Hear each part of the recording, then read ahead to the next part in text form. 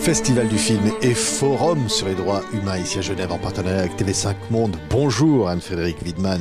On ne vous présente plus, temps présent évidemment, grande journaliste. Vous modérez ici une table ronde sur les enfants de Daesh. À vos côtés, Denis Charby. Vous êtes professeur de Sciences Po à l'Université ouverte d'Israël.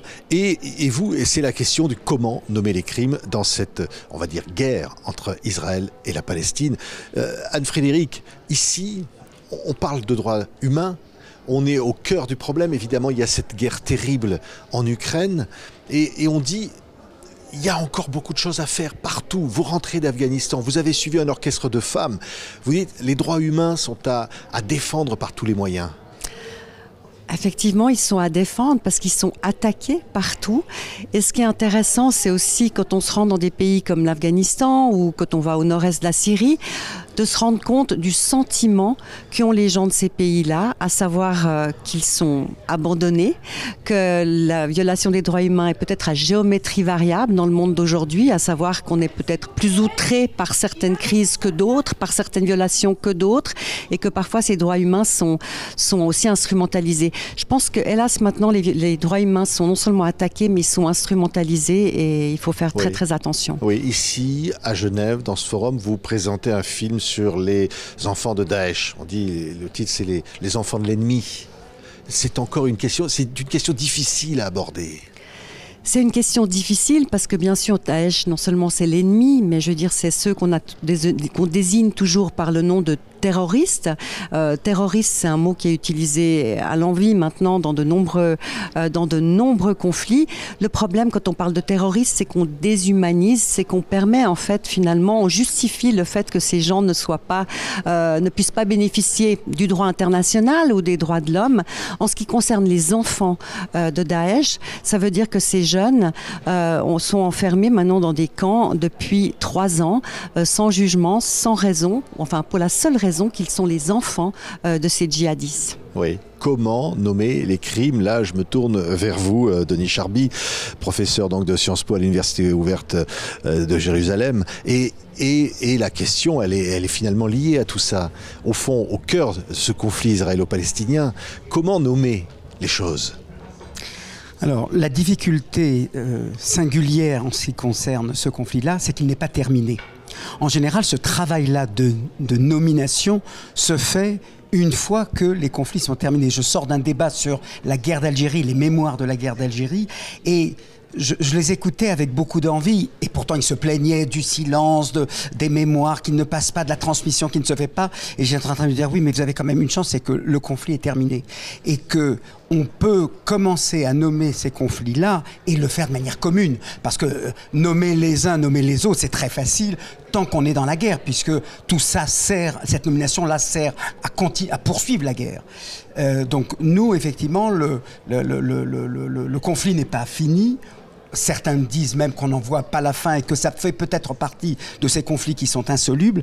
Et pourtant, ce travail doit commencer et il ne peut se faire que si les deux parties sont invitées à cette table, et c'est ce qui aura lieu demain ici. Oui, on parlait tout à l'heure de ce mot, de terrorisme. Là, on parle aussi d'apartheid parfois pour désigner les Palestiniens. Quels sont les bons mots? Quels seraient les mots qui pourraient finalement œuvrer à une forme de réconciliation? Alors, si vous me posez la question, moi je fais partie de ceux qui pensent qu'il faut déradicaliser le langage pour permettre la réconciliation qui n'a pas encore eu lieu. C'est-à-dire, c'est facile de considérer Israël apartheid et de le globaliser. Et avec ça, vous êtes content, vous êtes satisfait, vous avez votre conscience morale bien établie, mais vous n'avez pas fait avancer d'1 pouce la solution. Parce que la solution, elle passera avec l'adversaire. Et inversement, si on considère tous les Palestiniens comme des terroristes, eh ben, là aussi, on aura peut-être désigné, regardez, il y a bien ici usage de la violence contre des civils, mais en quoi aura-t-on fait un pas vers la réconciliation? Et je pense que je suis pour ceux qui je dirais, milite pour un moratoire. Il y a des mots à éviter. Encore une fois, quand le conflit existe. Benjamin Stora, dans ce débat tout à l'heure, disait il faut bien quand même parler de la colonisation française. On peut en parler une fois que cette colonisation est derrière nous.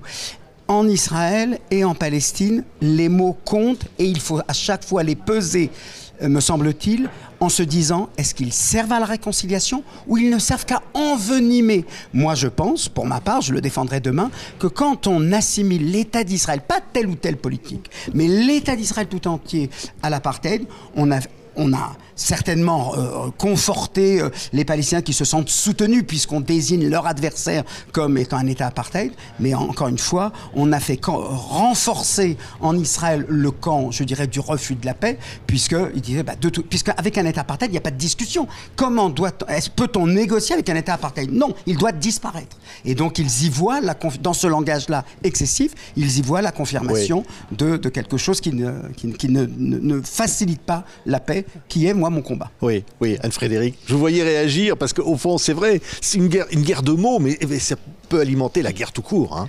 Exactement, comme on voit aujourd'hui Vladimir Poutine prétendre dénazifier l'Ukraine.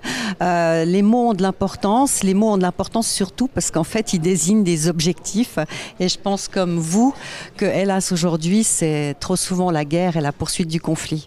Oui. Et sur le terrain, Anne-Frédérique, vous êtes allée beaucoup en Israël, vous avez fait des documentaires.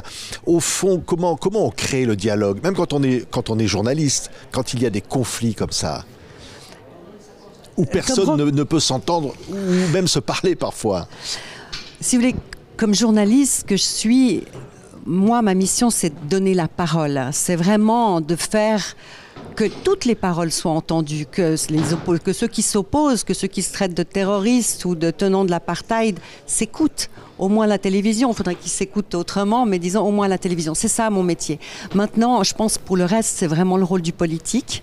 Et hélas, je pense que c'est peut-être aussi les mots qu'on utilise qui l'explique, mais le politique n'est pas très courageux et le politique, à l'heure actuelle, ne va pas vers la solution de conflit. Israël, c'est en particulier. Oui. Oui, Jean, je dirais que quand, justement, le politique n'est pas là pour faire son travail, parce que c'est son boulot, justement, de désamorcer un conflit, quand bien même il a près d'un siècle, si j'ose dire.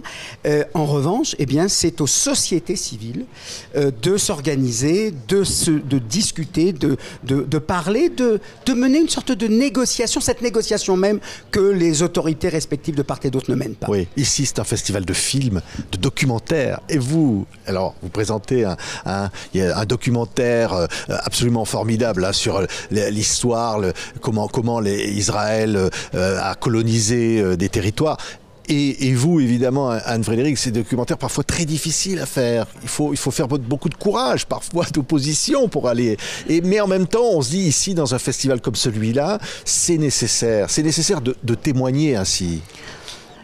Je crois que le film a une force et une puissance inégalée. Je pense que ça mêle aussi bien l'intellect, l'émotion, le ressenti, l'information, l'image, donc c'est extrêmement fort. C'est pour ça qu'il faut être aussi très responsable quand on fait des documentaires et penser à l'impact, mais c'est un outil magnifique pour faire avancer les consciences, à mon avis. Alors moi je dirais là-dessus, et c'est bien effectivement d'avoir parlé de ce film Blue Box, je pense que pour faire avancer les consciences,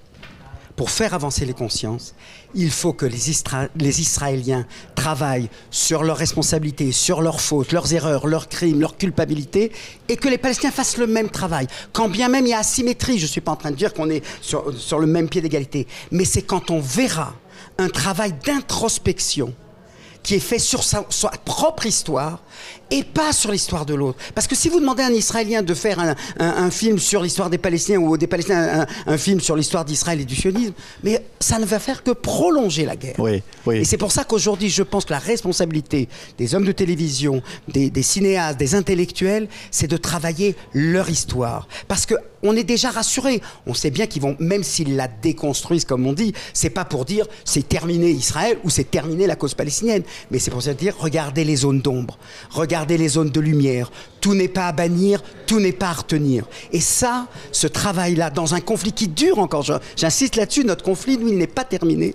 C'est la responsabilité des cinéastes, des documentaires et des autres que de travailler sur leur propre société, parce que d'emblée, ils seront mieux écoutés que si c'est fait par le cinéaste, je dirais, de l'autre camp. Oui, merci. Merci à tous les deux. Et alors, un mot encore, Anne-Frédérique, parce que c'est extraordinaire d'être là, à Genève, et qu'on l'entend. Et ce dialogue, il est vif, il est fort. On se dit tout ici. C'est un espace de liberté, le FIFDH. Ça, c'est aussi une source d'espoir, au fond, vous qui connaissez bien ce festival. Écoutez, vive la liberté et vive ça fait 20 le festival. Ans qu'il dure, hein. Ça fait 20 ans qu'il dure et c'est un très très bel endroit. Merci. La première fois que j'y viens, j'y suis très heureux. Merci à tous les deux, au FIFDH avec TV5 Monde en partenariat ici. Merci. Merci. Merci.